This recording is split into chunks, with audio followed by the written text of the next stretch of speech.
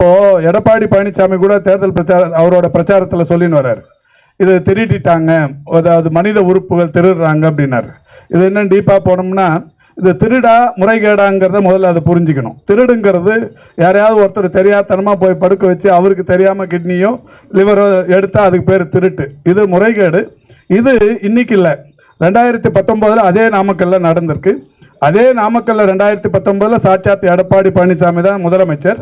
அப்போ ஒரு காவல்துறை அதிகாரி நடவடிக்கை எடுத்து இப்போ அந்த சிஎஸ்ஆர்லாம் கொடுத்துருக்காரு, 2019 கொடுத்துருக்காரு. 2019 காவல்துறை அதிகாரி நடவடிக்கை எடுக்க சொன்னதை அவங்க எடுக்காமே போயிட்டாங்க. ப்ராஜெக்ட் டைரக்டர் தலைமையில் 2 வாரம் போய் விசாரணை நடத்தி அறிக்கை கொடுக்கணும்னு சொன்னோம்.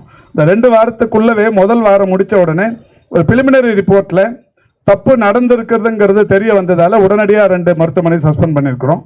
இந்த 2 வாரம் கழிச்சு முழுமையான அந்த ரிப்போர்ட் வந்த உடனே யாரெல்லாம் சம்மந்தப்பட்டவர்கள் இருக்காங்களோ அவங்களுக்கு என்னெல்லாம் டிபார்ட்மெண்டல் ஆக்ஷன், போலீஸ் ஆக்ஷன் எதெல்லாம் இருக்கோ எல்லாமே எடுப்போம்.